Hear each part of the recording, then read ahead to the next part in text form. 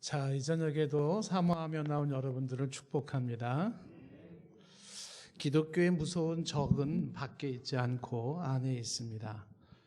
꼬집어서 말한다 그러면 기독교의 가장 무서운 적은 교회 안에 침투한 자유주의라는 신학입니다.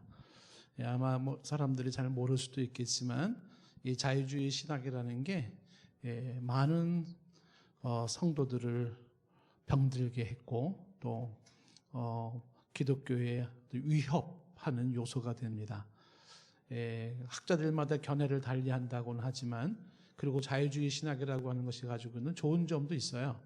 그렇지만 그것이 결정적으로 기독교를 가장 위협하는 존재라고 말할 수 있는 이유가 있습니다. 자유주의 신학이라는 게 세계에 침투해 들어오기 시작하면서 미국에 이제 특히 프린스턴 대학이라든지 이런 데 중심으로 들어오기 시작하면서 거기에 있었던 이제 그레샴 메이천이라고 하는 교수님이 결국은 학교를 떠납니다. 자유주의 신학 때문에 떠나는 거죠. 학교가 그렇게 물들어가면서 이분이 나와가지고 세운 학교가 필라델피아에 있는 웨스트민스터 디얼라지컬 세미너리를 세웠는데 이분이 쓴 책에서 기독교와 자유주의라는 그 책을 썼는데 그 책에서도 그가 얘기하는 것은 자유주의 신학이라고 하는 것은 기독교가 아니다라고까지 얘기를 해요. 자유주의 신학은 기독교가 아니다. 왜 그러냐면 그 자유주의 신학은 기독교의 생명을 거부했기 때문이라는 겁니다. 다시 말하면 기독교의 그리스도의 구속사역을 퇴색시킨 그 신학이기 때문에 그 신학을 가진 자유주의 신학은 기독교를 할 수 없다는 겁니다. 이게 왜 이렇게 중요한 이야기로 대두되냐 하면 지금까지 기독교가 흘러오면서 예수님 이후로 지금 2000년의 역사를 흘러오면서 그러면서 이제 메이첸 교수가 얘기하는 것도 그거예요. 그리스도의 구속의 메시지, 예수님의 십자가의 구속의 메시지가 기독교 전통에 흘러왔던 심장이었고 영혼이었다. 기독교를 살린 것은 지금까지 기독교가 수많은 핍박과 어려움 속에도 살아남았던 것은 기독교의 그 생명이 예수님의 보혈로 인한 구원의 역사인데 이 사실을 지탱해 왔던 것을 자유주의 신학은 그것을 버렸다는 거예요. 기독교의 아주 많은 부분들을 이야기했지만은 그러나 가장 중요한 예수님의 보혈로 인한 그런 생명의 역사를 버렸다라고 하는 부분에서 자유주의 신학은 기독교가 아니다. 가톨릭보다도 더 아주 안 좋은 것이라고 이야기를 합니다. 예수님의 십자가 사건과 보혈이 가지고 있는 구원의 역사를 놓쳤다는 겁니다. 그래서 여러분들도 아마 주변에 잘 들어보시면 알겠지만 예수님을 자유주의 신학자들이 주로 얘기하는 것처럼 예수님을 단지 위대한 스승으로 설명을 한다든지 예수를 단지 존경하는 인물로 이야기를 합니다. 그리고 예수님은 우리의 모범이 되시는 분으로서 예수를 설명을 합니다. 좋아 보이지 않습니까? 스승으로서의 위대한 스승으로서의 예수님, 그리고 존경을 대상으로서의 예수님, 우리의 삶의 모범이 되신 예수님, 다 이거 틀린 말은 아니에요. 그런데 그런 예수님이 우리의 삶의 모범은 되는데 우리의 삶의 신앙의 대상은 되지 못하고 있습니다. 그것은 예수님이 그 십자가 사건에 대한 그 십자가 사건이 우리에게 주는 영생과 구원을 놓치고 있기 때문에 그렇습니다. 잘 생각할 필요가 있는 거죠. 그러니까 예수님은 위대한 윤리적 선생님이시고 우리의 삶에 아주 좋은 교훈을 주신 선생님일지는 모르지만 그러나 예수님은 구주가 아니에요. 예수가 나의 구원자가 되지를 못하고 있는 거죠. 이게 자유주의 신학이 가지고 있는 맹점이라는 겁니다. 메이첸 교수는 얘기합니다. 예수님의 피 한 방울은 역사의 전쟁터에서 흘린 모든 피의 강보다도 더 큰 가치를 가지고 있다고 이야기를 합니다. 자유주의 신학에서는 세상의 악을 세상의 선으로 이길 수 있다고 말을 한다. 이것도 맞는 말 아닙니까? 그렇죠? 세상의 악을 세상의 선으로 이긴다. 맞는 말처럼 보여집니다. 그러나 메이첸은 하나 더 찝는 게 있습니다. 그리스도의 보혈 외에는 그 무엇도 죄의 질병을 치료할 길은 없다는 거죠. 죄의 질병을 치료할 수 있는 것은 예수의 피밖에 없다는 거예요. 그거를 놓치고 있어서는 말이 안 된다는 이야기인 것입니다. 이런 내용들을 구구절절히 짚으면서 자유주의 신학의 가장 큰 약점은 바로 예수의 보혈, 그 피로 말미암은 우리의 인류의 죄사함과 구원의 완성을 놓치고 있다는 거예요. 이게 굉장히 중요한 메시지입니다. 왜냐하면 저와 여러분들이 지금 인생을 살고 있고 그리고 신앙생활을 하면서 이 자유주의 신학의 영향을 받고 있기 때문에 그렇습니다. 수많은 사람들의 내놓으라는 책들을 보거나 논문을 보거나 그리고 뛰어난 학자들의 이야기를 볼 때마다 한결같이 아쉬운 것이 이 사람들의 이런 사상이, 이런 기독교적인 주장을 하는 이 사람들은 과연 거듭난 사람일까라는 퀘스천, 질문을 갖게 됩니다. 예수의 피로 거듭난 사람일까? 중생한 사람인가? 그 부분에 대한 의문점을 갖게 됩니다. 최근에 이제 우리가 읽고 있는 목사님들, 그 책 읽는 목회자들의 도서가, 이번에 도서가 도시를 품은 센터 처치라고 하는 팀 켈러의 책을 읽고 있습니다. 근데 이분도 동일한 얘기를 해요. 제가 지금 책을 지금 전반부를 쭉 보고 있는데, 제가 쓰고 싶은 책을 이분이 썼어요. 팀 켈러라는 분이. 기가 막혀요. 제가 보기에는 제가 쓰고 싶은 책이 있었었는데, 한 70~80%는 제가 하고 싶은 소리를 다 하고 있더라고요, 이분이. 선수 치신 것 같아요. 내가 먼저 썼어야 되는데. 근데 이분이 이제 그 도시를 품은 센터 처치에서 처음에 상황화 문제를 얘기하거든요. 제가 상황화에 대해서 주로 좀 논문을 써서 또 이 부분에 대해서는 제가 좀 글을 좀 남기고 싶은 부분이 좀 많이 있는데, 근데 제 얘기를 다 쓰고 있어요, 그 책에서. 그래서 제가 이럴 수가, 이런 느낌이 들었습니다만은, 근데 그 책에서도 그분이 강조하는 게 자유주의 신학의 문제점을 메이천처럼 동일하게 지적을 합니다.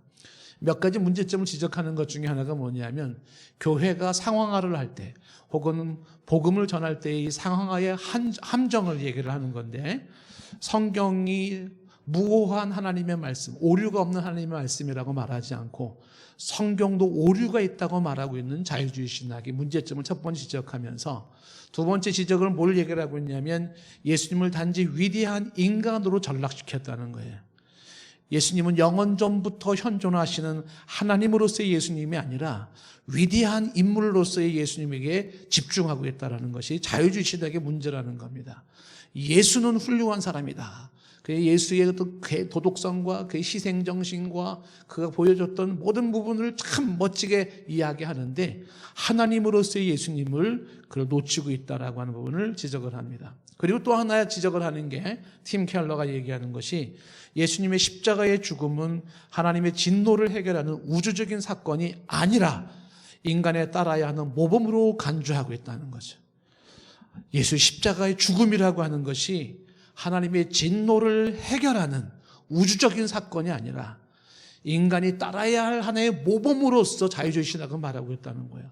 쉽게 다시 바꿔 얘기하면은 예수님의 십자가의 죽음을 얘기를 해요. 그러면서 그의 희생 정신을 본받아야 됩니다. 그의 섬김의 정신을 본받아야 됩니다. 그의 베푸는 정신을 본받아야 됩니다. 그의 이타심을 본받아야 됩니다. 딱 이런 식으로 얘기를 한다는 거예요. 그 십자가에 흘린 보혈이 그 자체가 가지고 있는 하나님의 진노의 문제를 해결하고 인간의 그 구원의 문제를 해결하는 그 능력을 말하지 않고 그냥 모범으로서 그분이 보여줬던 그런 식으로 나간다는 거예요. 윤리적 예수로 전락시켜버린 겁니다. 윤리적 예수로. 그래서 그리스도인이 된다는 것은, 이 팀 켈러가 얘기합니다. 그리스도인이 된다는 것은 인간이 거듭남이라는 초자연적인 행동이 아니라 예수의 모범을 따르는 것이라고 주장한다는 겁니다. 비슷한 생각이 들어서 좀 헷갈리지 않습니까? 여러분, 그리스도인이 된다는 게 뭡니까? 그 예수의 십자가의 보혈의 사건을, 그 십자가에 이루어놓은 보혈로 이루어놓은 구원을 받아들여 성령이 내 안에 새 생명을 잉태시킨 그 인간의 거듭남이라는 초자연적인 역사가 아니라서, 그게 아니라 그리스도인이 된다는 것은 그의 모범을 따라가는 거예요.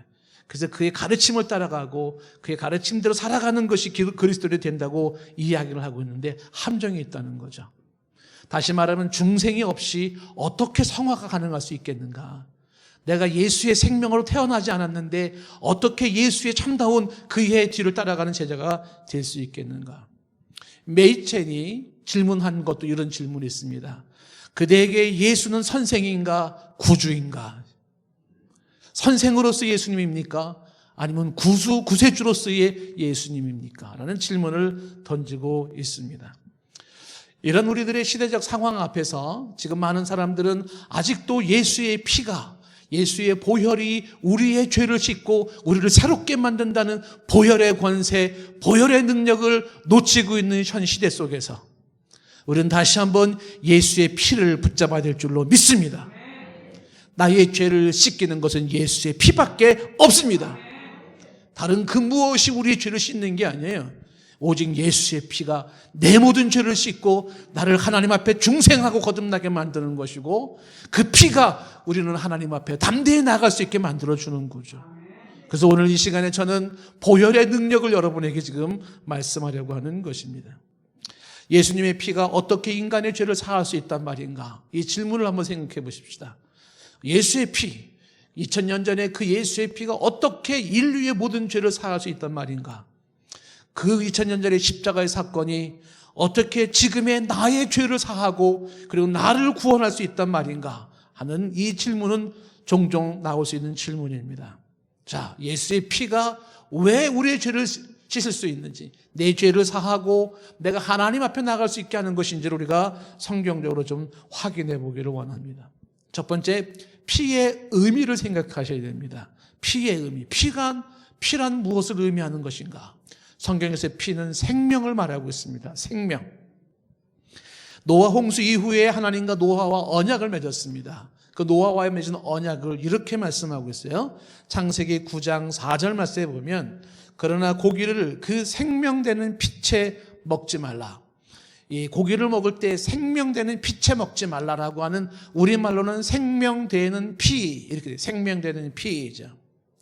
영어 성경은 life blood라는 한 단어로 되어 있는데, 이게 5절 말씀으로 똑같은 말이 또 나옵니다. 단어가. 내가 반드시 너희의 피, 곧 너희의 생명의 피를 찾으리니, 이렇게 됐어요. 피를 말할 때 이 피가 그냥 피가 아니라 생명의 피다, 이렇게 얘기를 하고 있어요. 생명의 피.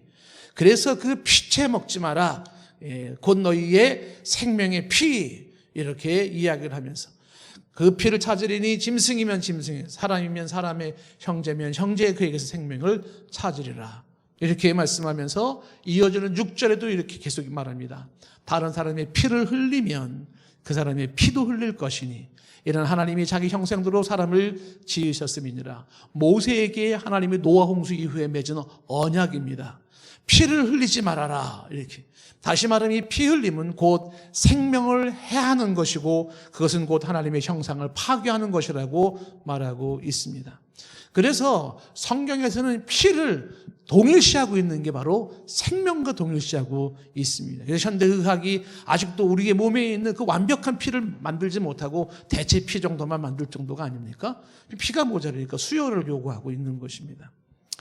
레위기 17장 14절 말씀에 피를 이렇게 설명했습니다. 모든 생물은 그 피가 생명과 일체라. 피는 생명과 일체예요, 일체. 그러므로 내가 이스라엘 자손에게 이르기를, 너희는 어떤 육체의 피든지 먹지 말라 하였나니, 모든 육체의 생명은 뭐예요? 그것의 피인즉. 그렇게. 육체의 생명은 그것이 피인즉 그 피를 먹는 자는 끊어지리라. 그래서 피를 흘린다라고 하는 것은 곧 죽음을 의미하는 것입니다. 피는 생명이고 피를 흘린다는 건 죽음을 의미하는 것입니다. 성경에서 피에 특별한 의미를 부여하고 있습니다. 구약 성경에서부터, 창세기서부터 그 피를 그렇게 얘기를 하고 있습니다. 자, 그렇다면 이 피가 죄와 어떤 상관성이 있는 것인지를 주목할 필요가 있는데, 성경은 죄는 피가 사한다는 겁니다. 죄는 피가 사해요.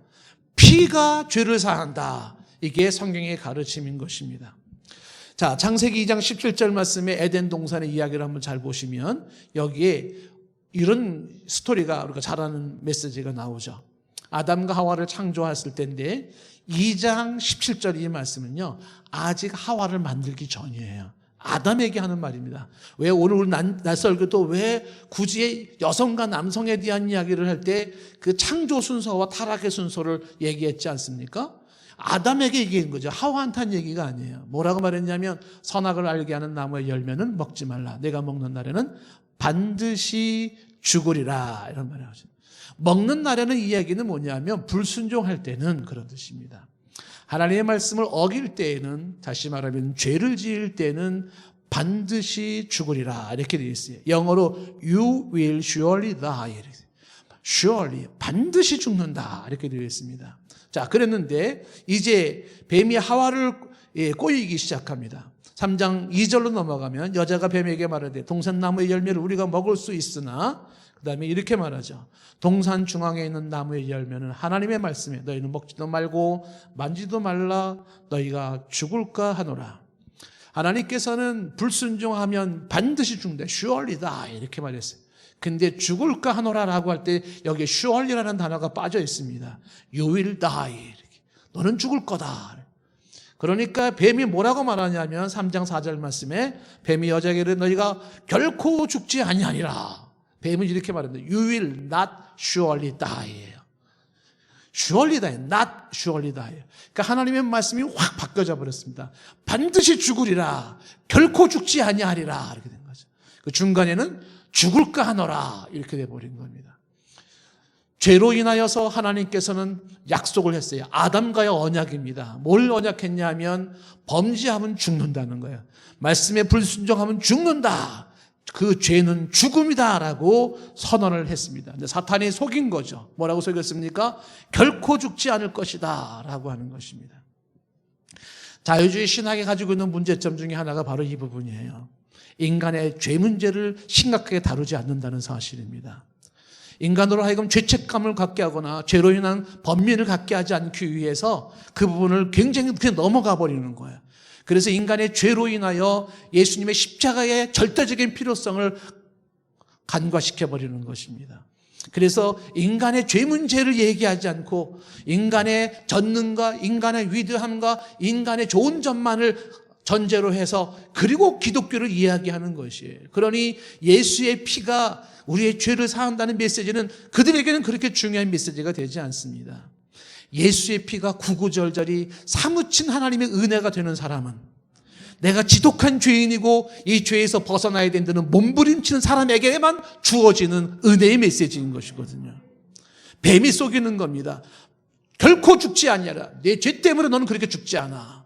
이렇게 덮어놓고 있는 모습입니다. 이 죄와 피해 관계의 죄사함의 문제를 이야기할 때 우리가 분명히 해야 되는 첫 번째가 뭐냐면 이 죄가 사망을 불러 들어온다는 사실입니다. 로마서 6장 23절에 말하죠. 죄의 삭은 사망이요 그랬습니다. 죄의 값은 사망입니다. 똑부러지게 말하고 있는 거죠. 하나님이 아담과 언약을 맺었습니다. 죄의 값은 사망이다. 이건 불변한 거예요. 반드시 죽어야 돼요. 주님은 죽으리라 했으니까 죽어야 마땅합니다. 그런데 이 반드시 죽어야 되는 죄값에 대해서 하나님은 인간이 지은 그 죄가 그렇게 스스로 그 죄값으로 죽는 것을 원치 아니했고, 그래서 하나님은 예수 그리스도를 이 땅에 보내시고 그를 대신 죄값을 받아 죽게 하신 거거든요. 예수님의 죽음의 의미는 바로 내가 받아야 될 죽음을 그가 대신 죽어주신 의미가 있는 거죠. 그래서 이 하나님의 은사는 그리스도 예수 안에, 우리 주 안에 있는 영생이라고 말씀하는 겁니다. 로마서 5장 17절 말씀에 두 사람을 대조적으로 얘기를 합니다. 한 사람의 범죄로 말미암아, 이 한 사람은 아담이죠. 아담의 범죄로 말미암아 사망이 그 한 사람으로 통하여 왕노릇하였은즉 사망이 들어오기 시작했죠. 반드시 죽으리라. 사망이 들어오기 시작해서 한 사람의 범죄로 말미암아. 그런즉 더욱 은혜와 의의 선물을 넘치게 받는 자들은 한 분 예수 그리스도를 통하여서 어떻게 돼요? 생명 안에서 왕노릇하리로다. 아담 이후로 사망이 인류를 장악하기 시작했고, 죄의 삭은 사망으로 사망의 모든 걸 통치하고 있는 이 시점 속에서 이제 은혜의 선물, 그 의의 선물을 넘치게 받은 그 하나님의 사람들은 누굽니까? 한 분 예수 그리스도를 통하여 생명 안에서 왕노릇하는 사람이, 예수를 통하여 생명 안에서 왕노릇하는 것입니다. 계속해서 18절 말씀에 말합니다.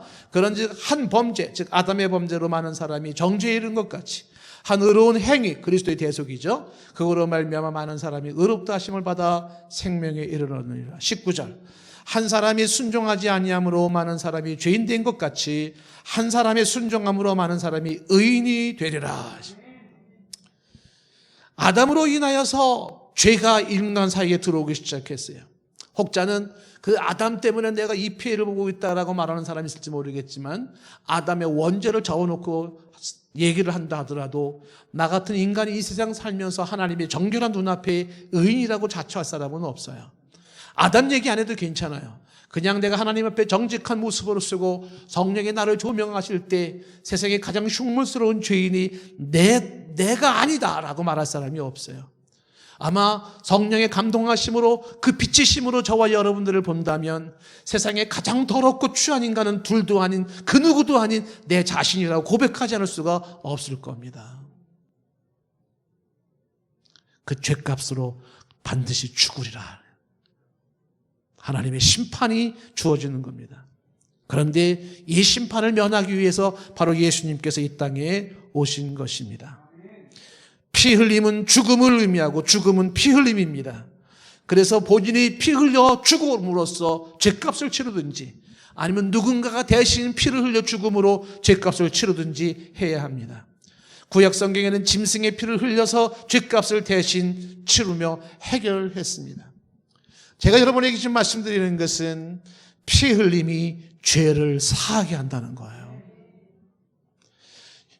우리가 지난 수요일도 출애굽기 말씀을 보았지만 출애굽기 6월절 사건에 이집트 애굽 사람들이 이스라엘 백성들을 식민지화시키면서 그들을 고통스럽게 했습니다.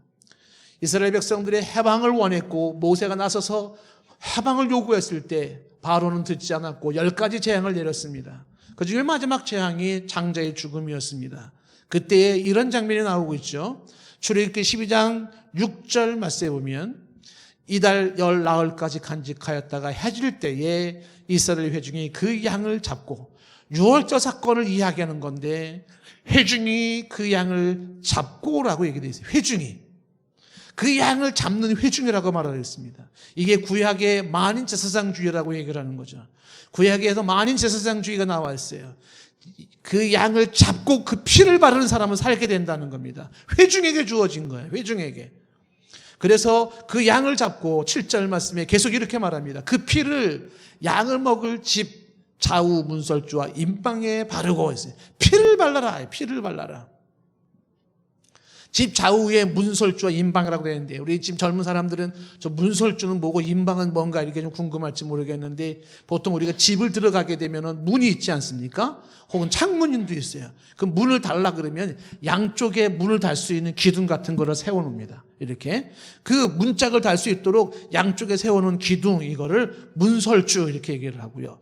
그 다음에 위와 아래에도 이렇게 대를 대놓은 게 있어요. 그게 임방이라고 말을 하는 거죠. 임방.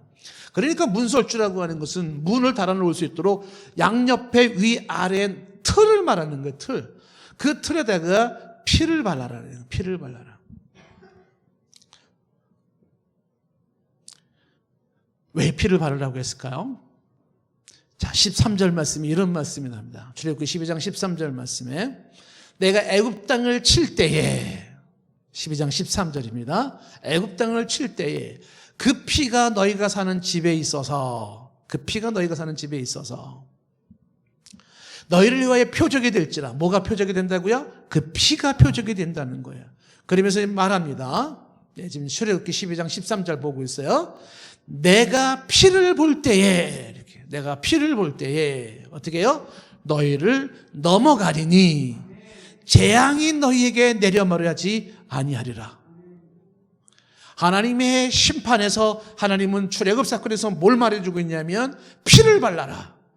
그런데 그 피를 볼 때에 이 죽음의 사자가 지나가면서 하나님의 심판이 그에게 지나가면서 피를 볼 때는 사인이 되어지는 거죠. 그리고 거기를 넘어가요. 패스 오버. 그래서 6월이 되는 거예요. 6월절. 재앙이 너희에게 내려mar하지 아니하리라 그랬습니다.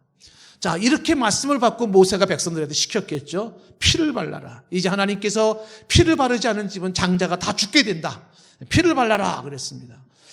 12장 21절로 넘어가면 출애굽기 모세가 이스라엘 모든 장로를 불러서 그들에게 이르되 너희는 나가서 너희의 가족대로 어린 양을 택하여 유월절 양을 잡고 그리고 22절에 우슬초 묶음을 가져다가 그릇에 담은 피에 적셔서 그 피를 문인방과 좌우 문설주에 뿌리고 아침까지 한 사람도 자기 집 밖에 나가지 말라 그랬어요. 피를 바르고 밖으로 나가지 마라. 이어지는 23절에 여호와께서 애굽 사람들에게 재앙을 내리려고 지나가실 때에 문인방과 좌우 문설주에 피를 보시면 여호와께서 그 문을 넘기시고 멸하는 자에게 너희 집에 들어가서 너희를 치지 못하게 하실 것임이라 그랬어요. 피를 보면 사망이 지나가리라. 구약의 이 사건이 뭐예요? 예수 피가 우리의 죄를 사할 사건을 이미 예표하는 것입니다. 한번 이렇게 생각해 볼 수가 있겠죠? 모세가 피를 발라라. 그는 산다. 혹자는 이렇게 말할 수도 있을 겁니다. 참 쓸데없는 소리 하고 있네. 그까지 피를 바르는 거랑 사는 거랑 뭔 상관이야. 나 안 발라. 이런 사람들은 어떻게 됐을까요? 죽는 거죠. 죽는 겁니다. 피를 발라라. 그 피가 너를 살린다. 그 믿음으로 피를 바른 사람들이 사는 겁니다. 오늘날도 예수의 피가 우리를 살린다. 그 피가 우리의 죄를 사하고 우리의 죄값을 받을 그 사망에서 우리를 건진다고 이야기할 때 혹자는 말하겠죠. 그 피가 무슨 의미가 있다고. 그 피가 나를 어떻게 살려. 하나님의 말씀, 성경에 있는 말씀 그대로 순종하며 그 피를 내 마음속에 바르기를 축복합니다. 그러한 지혜와 믿음이 있기를 바랍니다. 레위기 17장 11절 말씀에 분명히 말합니다. 육체의 생명은 피에 있음이라. 내가 이 피를 너희에게 주어 제단에 뿌려 너희 생명을 위하여 속죄하게 하였나니 생명이 피에 있으므로 피가 죄를 속하느니라. 아멘. 피가 죄를 속하느니라. 누가 예수님의 피를 무능한 피로 혹은 그렇게 무가치한 피로 여깁니까?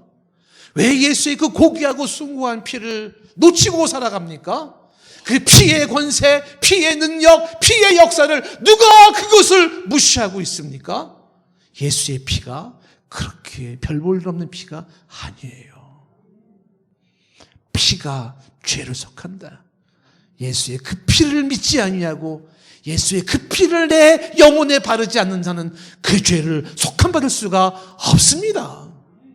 도덕적으로 윤리적으로 살아가서 그 피가 사해지는 게 아니에요.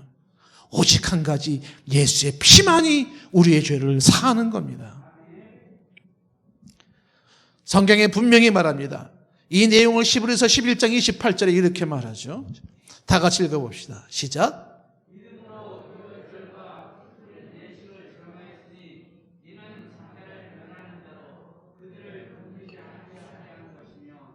믿음으로 유월절과 피 뿌리는 예식에 정하였어요. 믿음으로. 예수의 피를 믿음으로 뿌리는 자가 살게 되는 것은 구약에 있었던 그 사건이 신약의 예수 그리스도를 믿음으로, 그 피를 믿음으로 저와 여러분들이 죄사함을 받고 구원에 이르는 것입니다. 피를 바른다는 행위는 사람에게는 믿음의 문제이고 하나님에게는 약속의 실현인 것입니다. 죄를 지으면 반드시 죽으리라 라고 했었던 하나님의 언약을 성취하는 것입니다. 그래서 구약에는 계속해서 짐승을 통하여 그 피로 인간의 죄를 사 주었고 그 죄로부터 벗어날 수가 있었습니다. 구약의 제사법을 한번 볼까요? 우리가 이번 주 수요일 날에 볼 내용이지만 레위기 4장 5절 말씀에 보면 기름 부음을 받은 제사장은 그 송아지의 피를 가지고 회막에 들어가야 돼요. 그리고 6절에 제사장이 그 손가락에 그 피를 찍어 여호와의 앞과 성소의 휘장 앞에 7번 뿌릴 것이니라. 피를 뿌리라는 거죠. 7절 말씀에 제사장은 또 그 피를 여호와 앞 곧 회막 안 향단 뿌리에 바르고 그 송아지의 피 전부를 회막문 번지단 밑에 쏟을 것이며 피를 발라라. 레위기 5장 9절 말씀에 그 속죄 제물의 피를 제단 곁에 뿌리고 그 남은 피는 제단 밑에 흘릴지니 이는 속죄죄요 그랬어요. 속죄죄. 죄를 사하는 제사에 피를 뿌리는 겁니다. 피로써 죄 사함을 받는다는 분명한 사실을 성경은 구약 성경부터 말하고 있습니다. 구약의 짐승의 피를 통하여 죄 사함을 받는 것은 앞으로 영원히 오실 메시아 어린 양 예수 그리스도의 피로 인류의 죄가 사해짐을 예표한 말씀인 줄로 믿습니다. 그래서 예수님이 이 구약의 사건, 이 피 흘림으로 죄 사함을 받는 사건을 예수님은 최후의 만찬에서 그렇게 말씀을 하시는 거예요. 마태복음 26장 27절 말씀에 또 잔을 가지사 감사기도 드리고 그들에게 주시며 이르시되 너희가 다 이것을 마시라. 이것을 다 마시라. 그리고 28절에 말하죠. 이것은 죄사함을 얻게 하려고 많은 사람을 위하여 흘리는 바 나의 피 곧 언약의 피니라. 아멘. 죄사함을 얻게 하려고 어떻게 했다고요? 나의 피 언약의 피를 흘린다는 겁니다. 예수님의 피를 통하지 않냐고 누가 죄사함을 말합니까? 어떻게 그 죄 문제를 해결할 수 있다는 말입니까? 요한복음 6장 53절 말씀에도 예수님은 분명하게 말을 하죠. 예수께서 이르시되 내가 진실로 진실로 너에게 이르노니 인자의 살을 먹지 아니하고 인자의 피를 마시지 아니하면 너희 속에 생명이 없느니라.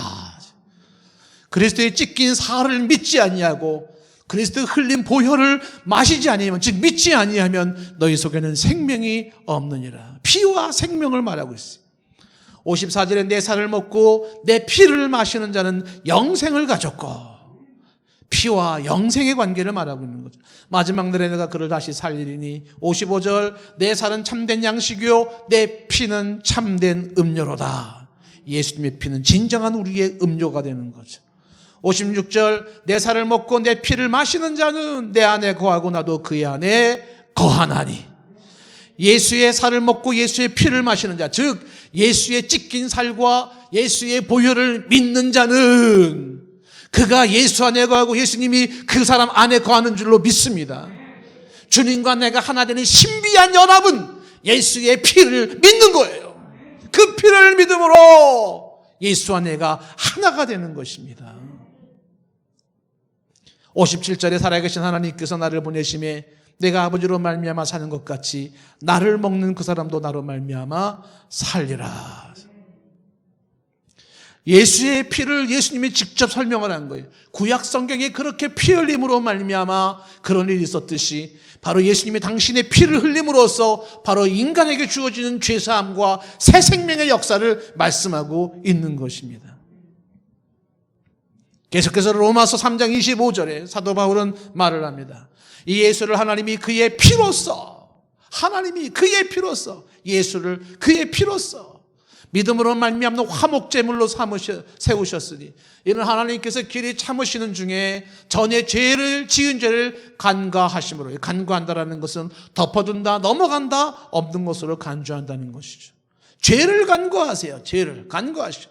그러므로 자기의 의로우심을 나타내려 하십니다. 하나님의 의를 나타내는 것입니다. 뭐로써 그렇게 된다고요? 예수의 피로써. 그로 말미암아 화목제물을 삼으셨다는 거예요. 화목제물. 로마서 5장 8절 말씀에도 계속 강조합니다. 우리가 아직 죄인 되었을 때에 그리스도께서 우리를 위하여 죽으심으로 하나님께서 우리에 대한 자기의 사랑을 확증하셨죠. 여러분이 죄인 되었을 때에 이미 하나님은 그리스도를 십자가에 죽게 하심으로 여러분들을 하나님이 얼마나 사랑하시는지를 확증하셨어요. 나를 사랑하시는 하나님의 사랑은 이미 예수 십자가의 사건에서 보여졌습니다. 과연 날 사랑하시나 의심하지 마십시오. 분명해요. 왜? 십자가의 사건은, 그 어린 양 예수님의 십자가의 사건은 하나님이신 그분, 독생자이신 그분이 이 땅에 오셔서 십자가에 죽으심은 바로 저와 여러분을 얼마나 사랑하시는지 하나님의 사랑이 확증된 겁니다. 계속해서 9절에 말하죠. 그러면 우리가 그의 피로 말미암아, 그 예수의 피로 말미암아 의롭다 하심을 받았으니, 우리는 오직 예수의 피로 의롭다함을 받은 자들입니다. 수많은 사람들이 예수의 피가 아닌 것으로 의를 논할지 몰라요. 그 사람들에게 말하세요. 그래, 네 방법으로 의를 찾아봐. 나는 예수의 피로 의롭다 인정받을 거야. 예수의 피를 거부하는 사람은 알아서 하라 그러세요. 그래서 성경은 분명히 말합니다. 그의 피로 말미암아 의롭다 하심을 받았으니, 더욱 그런 말미암아 진노하시면서 구원을 받을 것이니. 10절 말씀에 곧 우리가 원수 되었을 때에 그의 아들이 죽으심으로 말미암아 하나님과 화목하게 되었은즉 화목하게 된 자로서는 더욱 그의 살아나심으로 말미암아 구원을 받을 것이니라.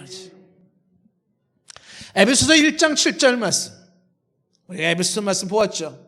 다 같이 읽어봅시다. 시작. 우리는 그리스도 안에서 그의 은혜의 풍성함을 따라 그의 피로 말미암아 속량 곧 죄사함을 받았느니라. 속량이 어디서 이루어졌습니까? 그리스도 안에서 이루어졌습니다. 속량의 동기가 무엇입니까? 그 은혜의 풍성함을 따라서예요. 내가 잘나서가 아닙니다. 하나님의 은혜의 풍성함을 따라서예요. 속량은 어떻게 가능했죠? 그리스도의 피로, 그 피로 말미암아 속량이 이루어진 겁니다. 여러분이 속량에 대한 설명을 제가 말씀을 드렸죠. 속량은 속죄와 구원의 합성어예요. 예수님의 피 흘리신 속죄, 값을 주고 사오시는 것, 핏값으로 사오는 겁니다. 그것을 믿음으로 내가 구원에 이르는 거죠. 그것이 바로 속량이에요. 예수님의 속량이 그 피로 말미암아 이루어졌다는 것입니다. 베드로전서 1장 18절 말씀도 너희가 알거니와 너희 조상이 물려준 헛된 행실에서 대속함을 받은 것은 헛된 행실에서 대속함을 받은 것은 은이나 금 같은 것이 같이 없어질 것으로 된 것이 아닙니다. 19절에 뭐로 됐습니까? 오직 흠없고 점없는 어린 양 같은 그리스도의 보배로운 피로 된 것이니라. 여러분의 못된 행실에서 대속함을 받은 것이 어떻게 됐다고요? 금으로 됐습니까? 은으로 됐습니까? 없어질 것으로 됐습니까? 아닙니다. 오직 흠없고 점없는 어린 양 그리스도의 보배로운 피로 된 것입니다. 우리가 그의 못된 행실에서 대속함을 입었어요. 뭐로? 어린 양 그리스도의 보배로운 피, 그 보배로운 피로 말미암아. 에베소서 2장 12절 말씀에 그때는 너희는 그리스도 밖에 있었고, 그렇죠, 우리가 예수 믿기 전에는 그리스도의 밖에 있었어요. 그리스도와 상관이 없었습니다. 이스라엘 나라 밖의 사람이에요. 우리는 이스라엘 사람들이 아닙니다. 약속의 언약에 대해서는 외인입니다. 그때 예수 믿기 전에는 우리는 언약 백성이 아니었습니다. 세상에서는 소망도 없었어요. 내세도 없고 영혼도 보장받지 못하고 기약 없이 살다가 지옥에나 가는 그런 사람이 본질상 하나님의 진노의 대상이었어요. 예수님 믿기 전에는 그랬습니다. 그런 우리에게는 하나님도 없었습니다. 하나님도 없었고 하나님의 말씀도 없었고 하나님의 구원 계획도 몰랐고 하나님과 상관도 없었고 하나님의 심판도 몰랐고 그렇게 살았던 하나님과의 원수관계에 있었던 우리들의 옛 모습입니다. 그런데 어떻게 됐습니까? 13절에 그런데 이제는 전에 멀리 있던 너희가 그리스도 예수 안에서 그리스도의 피로 하나님과 가까워졌느니라. 그렇게 이방인으로서 멀리 있었던 사람들, 하나님과 원수로 하나님의 본질상 심판과 진노의 대상이었던 저와 여러분, 소망도 없었어요. 하나님도 없었어요. 아무것도 없는 그렇게 버림받은 자 같은 자에게 이제는 예수 안에서 그 피로 말미암아 하나님 앞에 가까워졌습니다. 이 가까워졌다는 게 뭐라 그랬어요? 친밀해졌다는 겁니다. 하나님과 친한 사이가 되어졌습니다. 저와 여러분들은 하나님과 아주 친밀한 사이가 되어졌는데 그것이 어떻게 가능했을까요? 뭐 잘난 거 있어서 그런가요? 뭐 내세울 뭐가 있어서 그런가요? 예수 피 때문에. 예수 피가 하나님과 나의 원수됐던 담을 허물어 놓으시고 그 하나님과 나를 아주 친밀한 관계로 아버지와 아들의 관계로 묶어 놓은 거예요. 예수 피 붙잡으시렵니까? 안 붙잡으시렵니까? 예수의 피밖에 없는 거죠. 골로새서 1장 20절에도 말합니다. 그의 십자가의 피로 화평을 이루사 만물을 곧 땅에 있는 것들이나 하늘에 있는 것들이 그로 말미암아 자기가 화목되게 되기를 기뻐하시리라. 십자가의 피로 화평을 이루시는 거죠. 히브리서 9장 22절에 말합니다. 율법을 따라 모든 물건이 피로써 정결케 되나니 피 흘림이 없은즉 사함이 없느니라. 자, 오늘 본문 말씀에 이렇게 말합니다. 9장 12절에 염소와 송아지의 피로 하지 아니하고 오직 자기의 피로 영원한 속죄를 이루사 단번에 성소에 들어가신 예수님이에요. 지금은 염소의 피가 아니고 송아지의 피가 아니라 오직 자기의 피, 예수의 피로 영원한 속죄를 이루시고 단번에 성소, 하나님이 계신 곳으로 들어가게 하셨어요. 13절 말씀에 염소와 황소의 피와 및 암송아지의 죄를 부정한 자에게 뿌려서도 그 육체를 정결케 하며 거룩해 했습니다. 구약에서는 그랬어요. 짐승의 피도 인간의 죄를 사했습니다. 그런데 14절에 하물며 짐승의 피도 인간의 죄를 사했는데 하물며 영원하신 성령으로 말미암아 흠없는 자기를 하나님께 드린 그리스도의 피가 어찌 너의 양심을 죽은 행실에서 깨끗하게 하고 살아계신 하나님을 섬기지 못하게 하겠느냐? 짐승의 피도 인간의 죄를 사했는데 어떻게 영원하신 성령으로 말미암아 흠없는 자기를 하나님께 드린 그 예수의 피가, 그리스도의 피가 어찌 너희를 깨끗하게 못하게 한단 말이냐? 자유주의 신학이 아무리 판을 친다 하더라도 저희 여러분들은 성경적 말씀에 의해서 예수의 피를 붙잡아야 할 줄로 믿습니다. 짐승의 피와 예수님의 피는 차이가 있죠. 짐승의 피는 일시적인 효과. 근데 예수님의 피는 영구적인 효과를 보여주고, 짐승의 피는 반복적인 사건입니다. 자꾸 반복해야 돼요. 근데 예수님의 피는 일회적 사건이에요. 그리고 짐승의 피는 피를 흘리는 그 개개인에게만 효과를 주어졌어요. 그러나 예수님의 피는 모든 인류에게 효과를 주는 것입니다. 요한일서 1장 7절 말씀 다 같이 읽어봅시다. 시작. 그가 빛 가운데 계신 것 같이 우리도 빛 가운데 행하면 우리가 서로 사귐이 있고 그 아들 예수의 피가 우리를 모든 죄에서 깨끗하게 하실 것이요. 따라해 볼까요? 그 아들 예수의 피가 우리를 모든 죄에서 깨끗하게 하실 것이요. 한 군인이 군대 병원에서 죽어가고 있었답니다. 군목이 그를 도와주려고 그에게 가까이 갈 때마다 이 죽어가는 병사는 군목을 거부했답니다. 나중에는 이 병사가 군목에게 자기를 더 이상 괴롭히지 말고 내버려 두어 달라고 부탁을 했답니다. 이 군목은 병실 밖에서 며칠 동안을 그 병사를 위해서 기도하고 어느 날 아침에 예쁜 꽃병을 가지고 그 병사의 머리맡에 놓았답니다.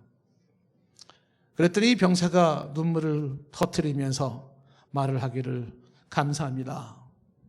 저는 꽃을 참 좋아합니다. 군목이 말을 했답니다. 그래요.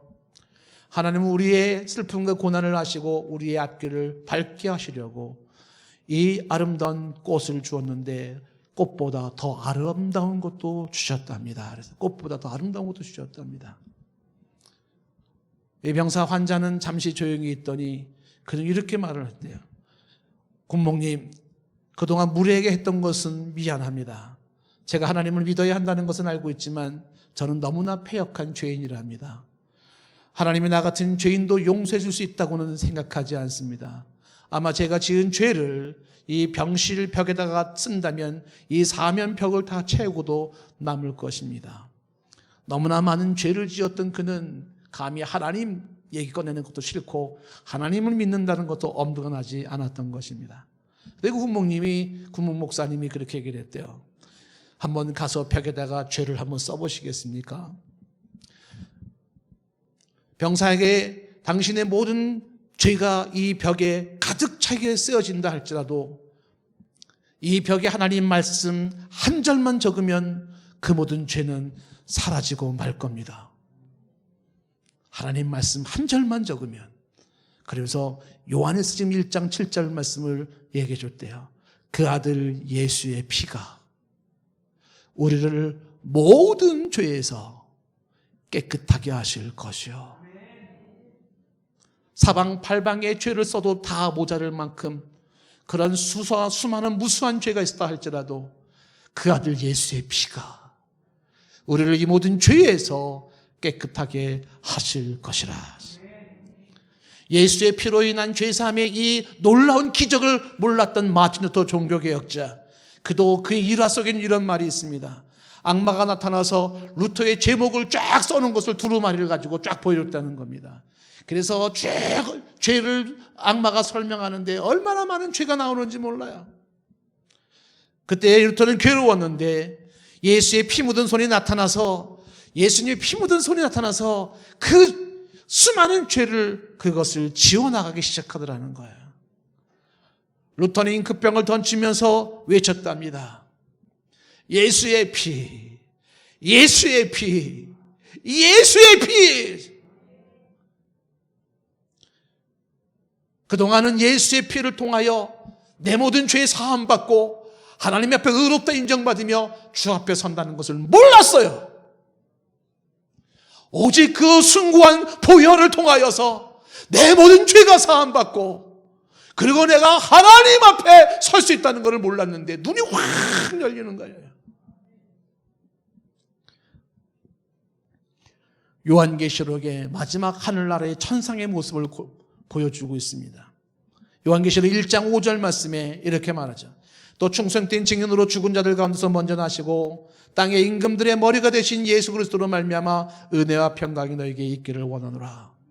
우리를 사랑하사 그의 피로 우리 죄에서 우리를 해방하시고. 뭐로 우리를 죄에서 해방했다고요? 그의 피로, 예수의 피로 우리를 죄에서 해방시키신 하나님의 사랑입니다. 계시록 7장 13절 말씀, 장로 중 하나가 응답하여 나에게, 즉 사도 요한에게 이 흰옷 입은 자들이 누구며 어디서 왔느냐? 이 흰옷 입은 자들이 누구냐? 마지막 날에 7장 14절에 말합니다. 내가 말하기를 내 주여 당신이 하시나이다니 그가 나에게 이르시되 이는 큰 환난에서 나온 자들인데 어린 양의 피에 그의 옷을 씻어 쉬게 하였느니라. 마지막 날에 우리는 이 환난에서 어린 양의 피로 우리의 모든 죄를 깨끗이 씻고 의인되어 흰옷 입은 자의 모습으로 천상에 거하는 줄로 믿습니다. 자유주의 신학자들이 판을 치고 여러분들을 지금도 속이고 있을지 모르겠어요. 예수의 피를 우습게 보지 마십시오. 그 피 흘림은 그냥 우연한 사건이 아니고 단순히 도덕적인 교훈을 주기 위한 사건이 아닙니다. 그의 피의 사건이 인류의 영원한 죄의 저주를 해방시키는 하나님의 놀라운 능력의 사건인 것입니다. 그 누구도 예수의 보혈을 무의미하게 취급할 수가 없습니다. 예수님의 보혈 피로 씻지 못할 죄가 없습니다. 예수님의 보혈의 피는 부족한 피가 아닙니다. 그 피에다가 무엇인가 플러스 알파로 뭔가를 더해야 될 것이 아닙니다. 예수의 피면 됩니다. 예수의 보혈이면 족합니다. 저와 여러분들은 그 피로 죄사함을 받은 사람들입니다. 우리 이 시간 하나님 앞에 죄사함을 받음을 찬양합시다. 예수 십자가에 흘린 피로서